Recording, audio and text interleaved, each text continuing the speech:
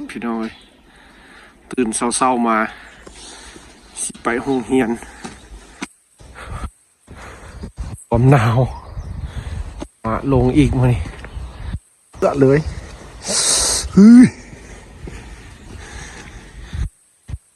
สุดพี่น้องอากาศเศร้าๆเด้ออยู่รัสเซียย่างไปโรงเรียน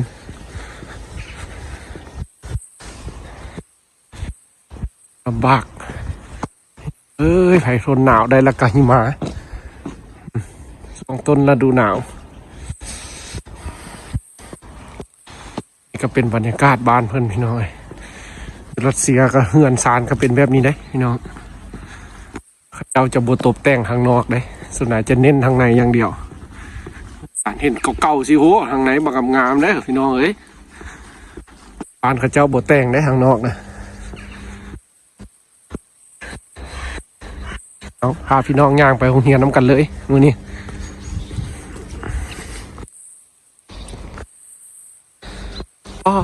รถจนขาวเปื้อ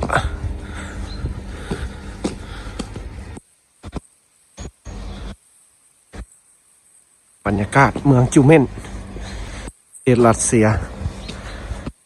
ต้นหน้าหนาวได้นี่พี่น้องหนาวแท้ครับบูเป็นแนวนี้ได้หนาวแท้เลยสิมังนี่ก็บ่เห็นพี่น้องเลยมีแต่น้ำก้อนเลยเป็นน้ำแข็งมัดเลยแหละทางต้นไม้ทางรถรางย่างไปโรงเรียน 1 หลัก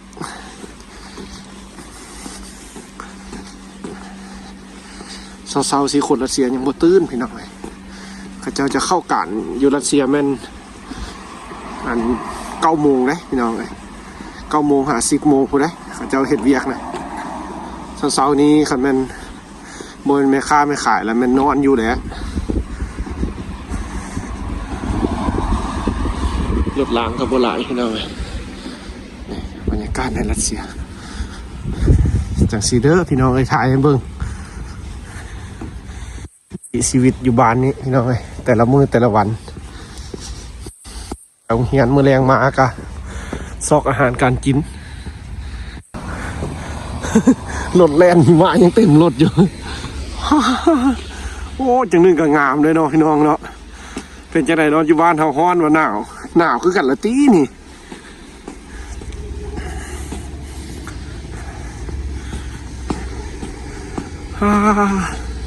สดชื่นขนาดดน 4-5 เดือนมาสัมผัสบรรยากาศแบบนี้พี่น้องเลยมื้อแรกไปโรงเรียน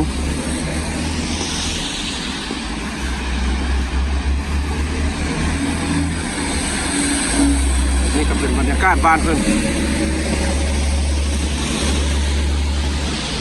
คนก็ไปขี่รถเมล์คนก็ย่างเอา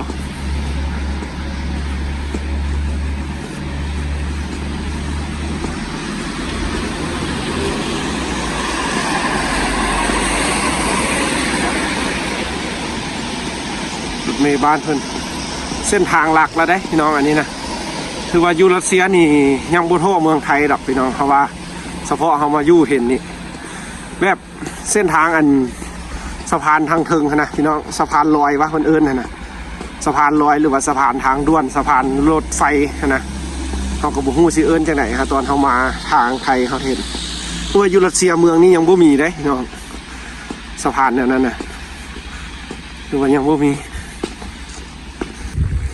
วิวทิวทัศน์บ้านเพื่อนอันนี้ก็เป็นรูปผู้ที่ไปเฮ็ดหน้าที่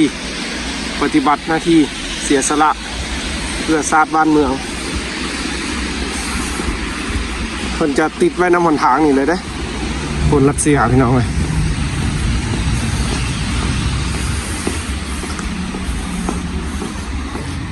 นี่ก็เป็นเฮือนซานถ้ามันอยู่ไทยก็มาคอนโดได้นี่พี่น้องเป็นแบบอพาร์ตเมนต์อยู่แบบสำเร็จรูปเลยเฮามีแต่ถ้าเฮาสิมาเช่าเพิ่นก็มีแต่แบบนุ่งแต่เครื่องคาคิงมาโลดเพราะว่าบนนอนเป็นบนนอนบ่เป็นเงินครัวอาหารการกินถือว่าตู้เย็นนะแต่อันอาหารทำบ่มี แบบมาอยู่เลยนะพี่น้องแบบว่าเขามาเศร้าเพิ่นอย่างนี้เราก็มาอยู่เลยแต่แพงได้พี่น้องเห็นเก่าๆเนี่ยนี่นะเดือนหนึ่งนี่ทึกเงินกีบเขานี่6-7 ล้านผู้ใดพี่น้องเศร้าเงินอยู่รัสเซียนะแพงเลยเดือนหนึ่ง6-7 ล้านผู้ใดถ้ามันเฉพาะเขานี่เขามาแพงแล้วพี่น้องเพราะว่าเขาก็อยู่น้ำกัน4-5 คนกับจ่ายเดือนหนึ่งกับผู้ละล้านกีบ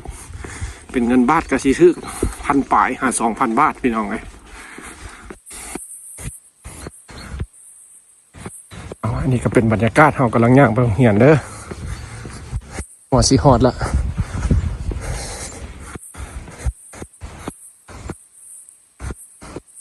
ย่างลอดบ้านลอดเมืองไปสิแหละพี่น้องเลยไปโรงเรียนก็ได้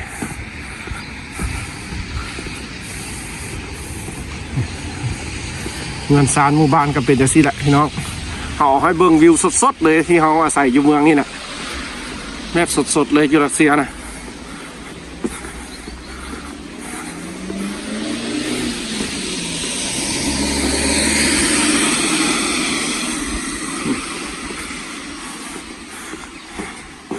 8 โมงยังได้นี่พี่น้องอากาศ8 โมงยังได้นี่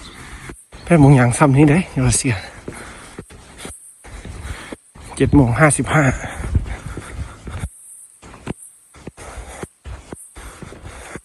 ถือว่าเป็นรถรางพาหนะนี่นะโบราณทอ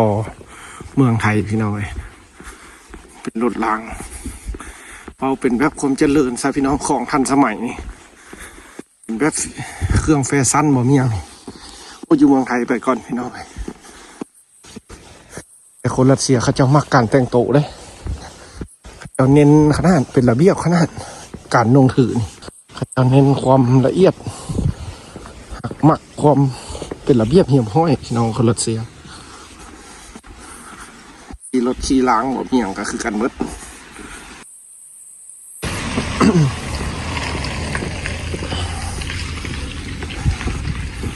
อันนั้นก็มูย่างไปโรงเรียนคือกันเสื้อต้องแม่น2-3 โต๊ะพุ่นแหละพี่น้องเลยใส่เครื่องอ่อนสอนอันนี้คิดฮอดตอนเกี่ยวข้าวอยู่บ้านเนาะถ้าเป็นอันนี้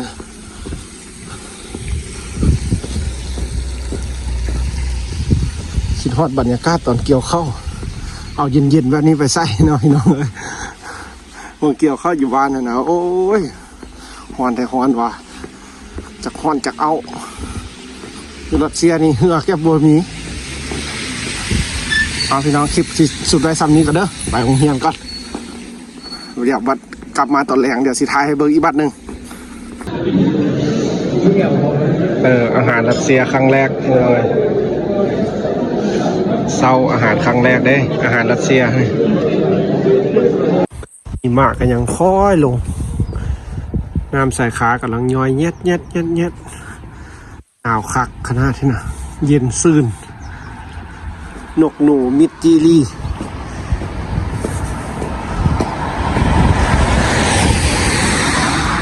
สายขาจะเป็นน้ำแข็ง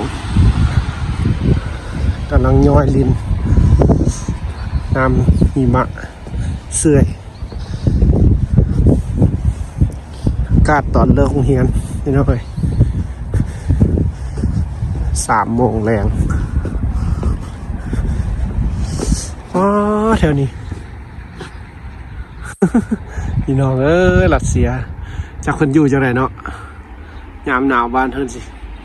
ส่วนใหญ่ก็อยู่แต่ในบ้านเลยพี่น้องรู้ไหมสิหนาวซ้ำไหน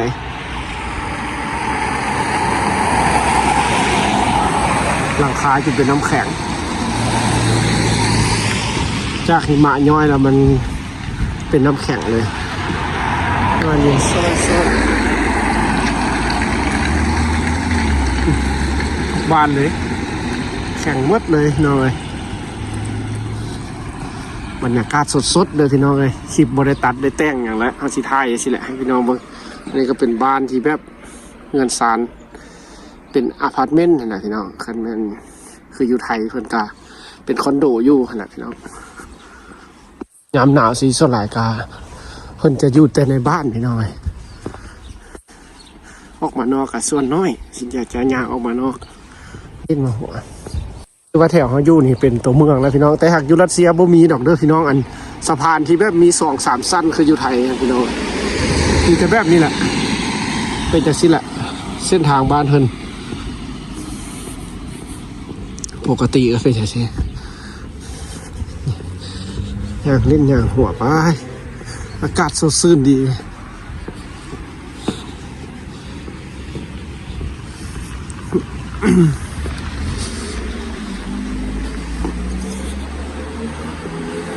จะมีต้นไม้ต้นตอกอันนี้แม่ตู้ก็เอาน้ำแล้วนี่พี่เบียดкак дела вам Все нормально. все нормально да Все, училище пошли, все. да домой увольнение да А? увольнение да Все нормально? да нормально о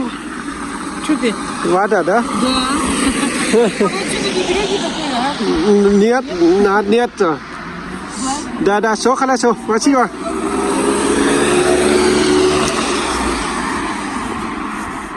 พี่น้องคนรัสเซียคนก็มาเอาน้ำพี่น้องพระเย็นปันนี้ได้มันยังมีน้ำบาดาลอยู่บ้าน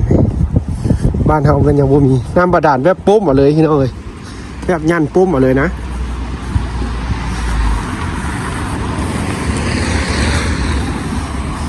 บรรยากาศสดๆอยู่บ้านเพิ่นเด้อพี่น้องเอ้ย